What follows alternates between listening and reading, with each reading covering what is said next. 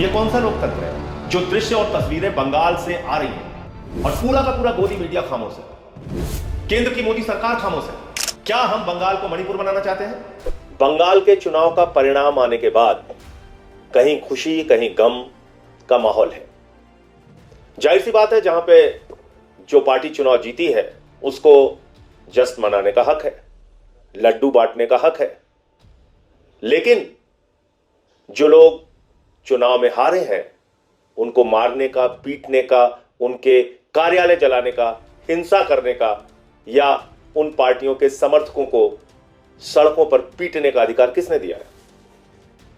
क्या हम बंगाल में हिंसा को एक एक इलाके में पहुंचाना चाहते हैं? यही तो खतरा है बीजेपी से। भारतीय जनता पार्टी जिन क्षेत्रों में उसका उदय होता है वहां हिंसा का उदय होता है, गुंडागर्दी का उदय होता है, लोगों के अधिकारों को कुचलने की शुरुआत होती है। और यही बंगाल में हो रहा है। और आप देखिए कि पूरा का पूरा गोदी मीडिया खामोश है, केंद्र की मोदी सरकार खामोश है। अब वो केंद्रीय सुरक्षा बल दिखाई नहीं दे रहे हैं, अब वो चुनाव आयोग कहीं दिखाई नहीं दे रहा, उसकी सख्ती कहीं दिखाई नहीं दे रही है। तो भारतीय जनता पार्टी साबित क्या करना चाहती है कि वो राज्य दर राज्य चुनाव जीतकर अपने जांच एजेंसियों का दुरुपयोग करके हजारों करोड़ रुपए पानी की तरह बहा के गोदी मीडिया का गलत इस्तेमाल करके चुनाव आयोग को अपना एजेंट बना के चुनाव जीतकर और गुंडागर्दी हिंसा करेंगे।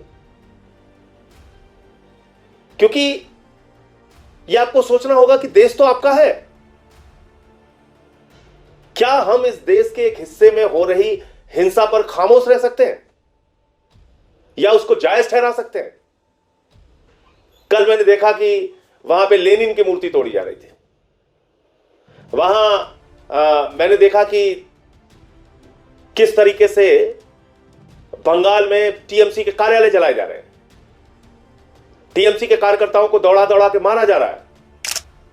ममता बनर्जी की एक रिश्तेदार पोलिंग बूथ पे जा रही हैं, उनको भाजपा के गुंडे अपमानित कर रहे हैं। तो इससे बंगाल मजबूत होगा क्या? इससे ये देश मजबूत होगा क्या? इससे आपके बच्चों को शिक्षा मिल जाएगी, आपके स्वास्थ्य की व्यवस्था अच्छी हो जाएगी, देश तरक्की के रास्ते पे पहुंच जाएगा, पानी बिजली की सुविधाएं अच्छी हो जाएंगी, सड़कें बन जाएंगी। ऐसा होगा क्या? आपको रोजगार मिल जाएगा?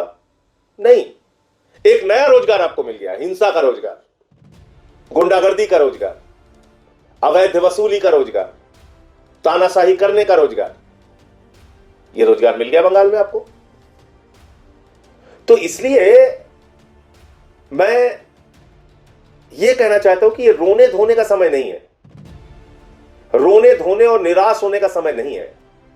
जब अत्याचार बढ़ने लगे तो अत्याचार से लड़ने वालों की संख्या भी बढ़नी चाहिए, अत्याचार के खिलाफ बोलने वालों की ताकत भी बढ़नी चाहिए, वरना तो यह अत्याचार असीमित हो जाएगा। मैं देख रहा था कहीं अखबारों में छपा था 70% भारत के हिस्से पर भारतीय जनता पार्टी का कब्जा हो गया। तो क्या 70% हिस्से पर नहीं, मैं मान लीजिए 100% हिस्से पर भी भारत के भारतीय जनता पार्टी का कब्जा हो जाए तो उसको गुंडागर्दी करने का लाइसेंस मिल जाता है। फिर इस देश में लोकतंत्र खत्म हो गया, फिर इस देश में हिटलर का राज आ गया।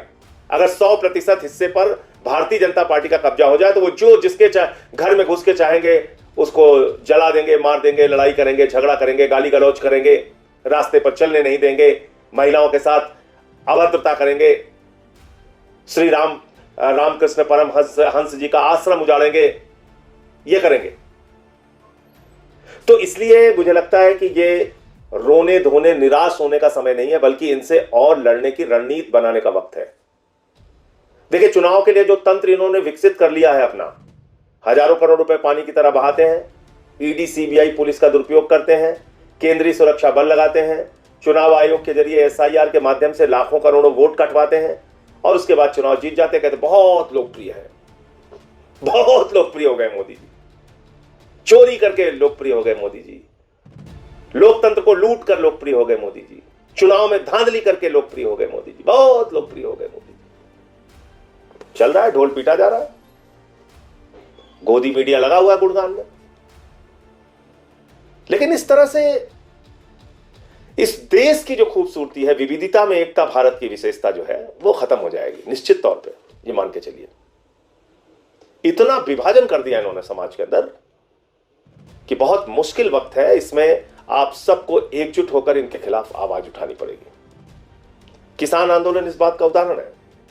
1 साल तक देश के किसानों ने बगैर किसी राजनीतिक दल के सपोर्ट के, हम लोगों ने पार्लियामेंट में सपोर्ट किया वो अलग बात है, लेकिन बिना किसी राजनीतिक दल के समर्थन के अपनी किसानों की शक्ति की बदौलत मोदी जी की इतनी बड़ी तानाशाह सरकार को झुकाने के लिए मजबूर किया किसान आंदोलन ने। ऐसा ही कुछ बड़ा आंदोलन इस देश में चुनाव की निष्पक्षता को बनाने के लिए खड़ा करना पड़ेगा। ऐसा ही एक बड़ा आंदोलन जाति, धर्म, दल सब कुछ भूल के इस देश के हित में, लोकतंत्र के हित में, बाबा साहब डॉक्टर भीमराव अंबेडकर जी के द्वारा लिखे गए संविधान के हित में, इस देश के चुनावी व्यवस्था को बचाने के लिए, इस देश में हो रही चुनावी धांधली से मुक्ति पाने के लिए एक बड़ा जन आंदोलन मिलकर करना पड़ेगा, संसद से लेकर सड़क तक। और एक लंबी लड़ाई है, नहीं कि एक दिन में या 1-2 महीने में रैलियां सभाएं करके ये चीजें आप ठीक कर सकते हैं, नहीं। इसके लिए एक बड़ा मन जनमानस का तैयार करना पड़ेगा। और अगर ऐसे ही आप निराश होते रहेंगे, एक हार मिल गई तो चुपचाप घर बैठ जाए, आपके पास कई विकल्प हैं। आप बंगाल के चुनाव के परिणाम के बाद यह मानकर कि अब तो कुछ हो ही नहीं सकता, चुपचाप घर भी बैठ सकते हैं। अपने बीवी बच्चों का पेट पालने के लिए नौकरी करें, सुबह से शाम उन्हीं के बीच में टीवी देख के खुश रहें, ऐसा भी कर सकते हैं। लेकिन ये आपको खुश नहीं रहने देंगे। कभी महंगाई से मारेंगे, कभी कोई अभद्रता करके आपको अपमानित करेंगे, कभी किसी इलाके में घुस के गुंडागर्दी करेंगे, तो वो सब कुछ होगा।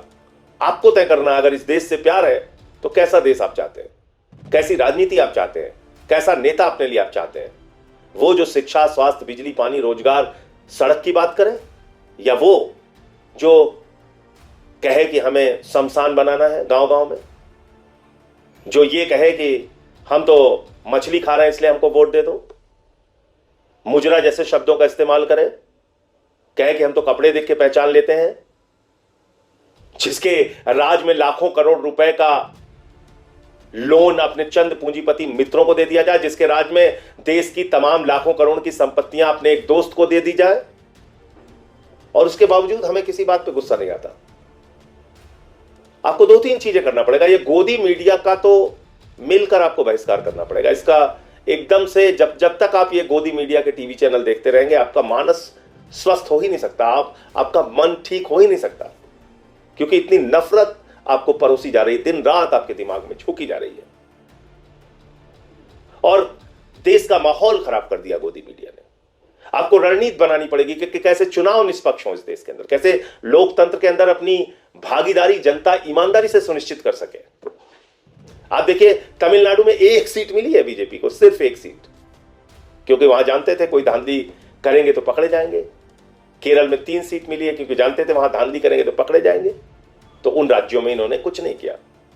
तो आपके पास, जैसा मैंने कहा कि कई तरह के ऑप्शन हैं, कई तरह के विकल्प खुले हुए हैं। एक विकल्प ये भी है कि इन सब परिस्थितियों को देख के आप आंख पर पट्टी बांध के चुपचाप घरों पर बैठ जाइए, या फिर सड़कों पर निकलकर इनके खिलाफ आवाज उठाइए, सोशल मीडिया के जरिए आवाज उठाइए, या फिर आप कुछ ना कुछ तो 10 मिनट देश के बारे में सोचिए और क्या बेहतर कर सकते हैं वो सोचिए।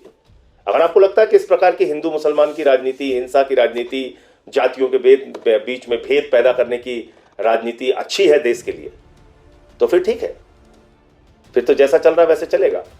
तो अगर आपको लगता है कि सरकार की तानाशाही से आपको मुक्ति पानी है, अगर आपको लगता है इस देश के लोकतंत्र का गला घोट दिया गया है, अगर आपको लगता है कि चुनावी तंत्र पे भारतीय जनता पार्टी का कब्जा हो चुका है और जैसे ये लोग चुनाव लड़ रहे हैं, मैंने आपको फिर से कहा, ईडी, सीबीआई, पुलिस का दुरुपयोग करके, चुनाव आयोग ज्ञानेश कुमार का दुरुपयोग करके, हजारों करोड़ रुपए पानी की तरह बहा के और पूरी की पूरी सरकारी तंत्र के ऊपर कब्जा करके, इस तरह से लाखों वोटों की हेरा फेरी करके जैसे बीजेपी चुनाव जीत रही है, अगर ये चलता रहा तो राज्य ये चुनाव जीतते जाएंगे, तानाशाही को बढ़ाते जाएंगे, गुंडागर्दी को बढ़ाते जाएंगे। और अगर आपको इनकी तानाशाही के खिलाफ लड़ना है तो सड़क से लेकर संसद तक आवाज उठानी पड़ेगी, और पहली आवाज तो होनी चाहिए लोकतंत्र को बचाने के लिए, चुनाव को बचाने के लिए, निष्पक्ष चुनाव देश के अंदर कराने के लिए।